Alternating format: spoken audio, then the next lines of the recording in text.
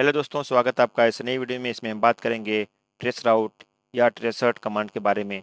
हमने विंडोज़ पे इसको टेस्ट करना है। हम अभी देखेंगे वायसार्क में इसको टेस्ट करके कि ये कैसे काम करती है। उससे पहले मैं आपको इसको एक्सप्लेन कर दूंगा। तो दोस्तों, इसके पीछे का बेसिक फंडा जो होता है वो टीटीएल वैल्यू से रिलेटेड होता है। इसमें पैकेट्स अलग अलग सेंड होते हैं लाइनक्स और विंडोज़ मशीन में। इसमें क्या होता है कि जो विंडोज़ मशीन होती है आईसीएमपी पैकेट सेंड करती है, Linux machine UDP packet send करती है। बट दोनों का बेसिक फंडा वही है टीटीएल वैल्यू का।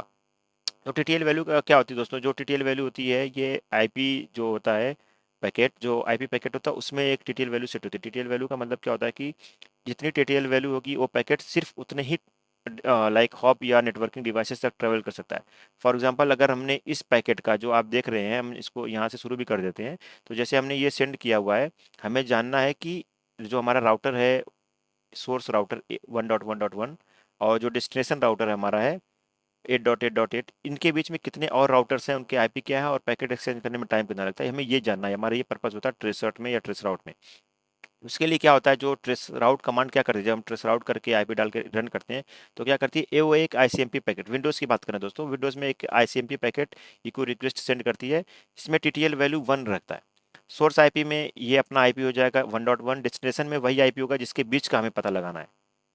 तो जैसे ये करके डेस्टिनेशन में आईपी करके एक पैकेट सेंड करता है जिसकी डिटेल वैल्यू 1 होती है। तो जैसे अगला हॉप होता है, मतलब मेरा लैपटॉप है, इसका अगला हॉप क्या होना चाहिए, मेरा राउटर। जो जैसे मेरे राउटर के पास जाएगी ट्रैफिक, तो क्या करेगा राउटर, आगे फॉरवर्ड करने से पहले आईपी पैकेट्स में क्या होता है कि जो डिटेल वैल्यू होती है राउटर से नेटवर्किंग डिवाइसेस, उसमें 1 माइनस कर देते हैं कि एक हॉप हो गया, अब आगे फॉरवर्ड करके आगे वाला हॉप भी वही काम करता है। तो जैसे मेरे राउटर के पास या राउटर बी के पास ये ट्रैफिक आएगा, तो राउटर बी क्या करेगा, इस ट्रैफिक में जो टीटीएल वैल्यू 1 थी इसमें -1 कर देगा, ये टीटीएल वैल्यू 0 हो जाएगी। एक ये डिफ़ॉल्ट नेचर होता है कि जब भी कोई आईपी पैकेट ड्रॉप होती है तो राउटर्स क्या करते हैं या नेटवर्किंग डिवाइसेस एक मैसेज सेंड करते हैं आईसीएमपी टाइम एक्सीडेड का, कि टीटीएल वैल्यू एक्सपायर हो गया या टीटीएल वैल्यू की टाइम एक्सीड होगी, ये अब इससे आगे नहीं जा सकता ये। इसी का इस्तेमाल होता है टेस्ट सर्ट में। तो जैसे एग्जांपल लेते हैं कि जैसे टीटीएल वैल्यू 1 के साथ ये सोर्स आईपी ये लगा करके, डेस्टिनेशन आईपी 8.8 लगा करके, जैसे ही राउटर बी के पास आएगा ये ट्रैफिक, राउटर बी के पास आते ही -1 करने पे ये 0 हो जाएगा। इसका एक रिस्पॉन्स सेंड करेगा ये सोर्स के पास की जो ट्रैफिक आपने सेंड की थी उसका आईसीएमपी टाइम एक्सीड हो गया है, इसकी वजह से ट्रैफिक आगे नहीं जा सकता। बट क्योंकि अगर ये राउटर बी एक मैसेज सेंड करता है तो उसमें ये अपना सोर्स आईपी लगाएगा, हमें सोर्स आईपी मिल गया। तो यहाँ पे हमें राउटर जो फर्स्ट हॉप होगा उसमें राउटर बी का हमें आईपी मिल जाएगा कि ये हमारा राउटर बी का आईपी है, जो भी हो सकता है ये भी।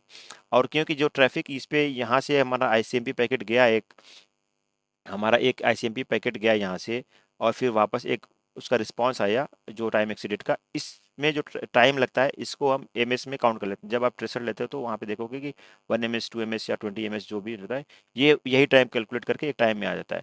तो दो चीज़ हमें मिल गई, पहला जो राउटर बी का आईपी मिल गया, और दोनों के बीच में जो राउटर ए और बी के बीच में जो कम्युनिकेशन था उसका टाइम पता चल गया।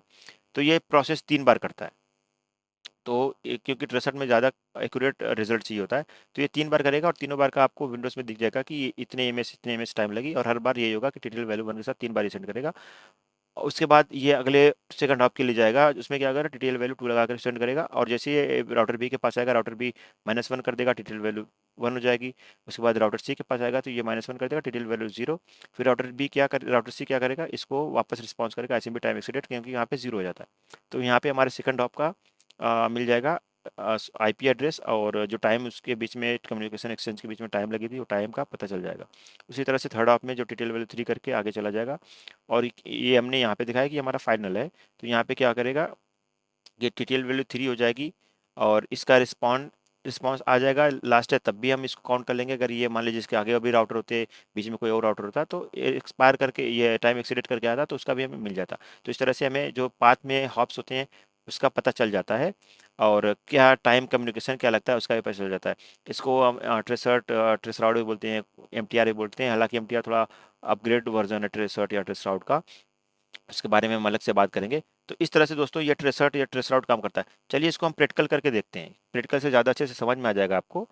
अगर कुछ मिस भी हो गया बात करने में, या कुछ मैं जल्दी जल्दी में भूल गया या नहीं बता पाया समझा पाया, तो आप शायद उससे क्लियर कर सकते हो। तो इसमें चलिए शुरू करते हैं। मैंने इसमें क्या करता हूँ कि मेरे पास वायरशार्क है, वायरशार्क मैं ओपन कर लेता हूँ। मैंने कुछ पहले से पैकेट कैप्चर रखे हैं, बस उसको नहीं दिखाऊंगा, मैं आपको फिर से करके दिखाऊंगा। तो यहाँ पे क्या करता हूँ कि मैं पहले ये पैकेट क्लियर कर देता हूँ जो मेरे पास है, और एक ट्रेस राउट लेता हूँ मैं, ये आप देखो, एक मैं इसमें ट्रेसर्ट कमांड होती है, तो इसमें मैं 8.8.8.8 को करता हूँ। इसमें देखते हैं कुछ टाइम ना लगे बस। अगर टाइम लगता है तो मैं इसको फिर से करूँगा, क्योंकि मेरा थोड़ा राउटर में प्रॉब्लम है तो इसमें टाइम लग सकता है। ये मैं देख लेता हूँ मेरा वाईफाई कनेक्शन है भी कि नहीं है कनेक्शन तो मेरा वाईफाई का है। अभी इसमें इसमें आगे देखिए, आपको इतने से समझ में आ जाएगा कि कुछ हमारे पास मैंने ये फ़िल्टर कर रखा है आईसीएमपी पैकेट, तो सिर्फ मुझे वही दिखेंगे।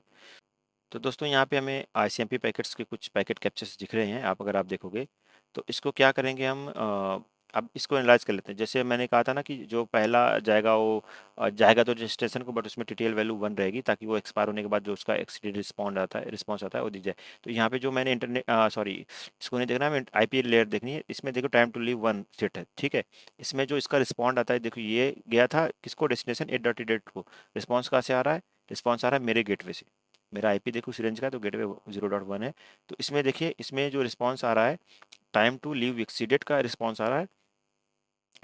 एक सेकेंड, यहाँ पे अगर आप देखोगे तो ये टाइम टू लीव एक्सीडेड का रिस्पॉन्स आ रहा है। और इसमें क्या दिख जाएगा हमें, जो कम्युनिकेशन टाइम होती है वो यहाँ से हम कैलकुलेट कर सकते हैं कि जो सेंड करने में कितना टाइम हुआ था, उसके बाद रिसीव करने में उन दोनों के बीच में क्या गैप है, उसको हम एमएस में कैलकुलेट कर लेते हैं। और इससे हमें क्या मिल जाएगा कि हमारा ये तो एक, ये जो आईपी है 192.168.0.1, ये एक हमारा हॉफ है। उसके बाद 3 पैकेट सेंड करेगा, तीनों का रिस्पॉन्स आप देखोगे होगा आएगा। और जैसा आप इसमें देख सकते हो कमांड प्रॉम्प्ट में, इससे 3 एमएस वैल्यू आई, 11 एमएस, 1 एमएस, 2 एमएस।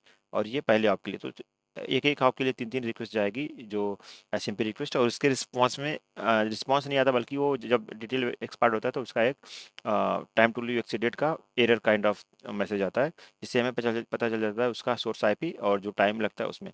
तो इस तरह से ये हमारा ट्रेस राउट काम करता है। दोस्तों उम्मीद करता हूँ कि आपको समझ में आया होगा। अगर कुछ क्वेश्चन है तो आप कमेंट बॉक्स में लिख सकते हो, मैं पूरी कोशिश करूंगा उसका जवाब देने की। धन्यवाद दोस्तों।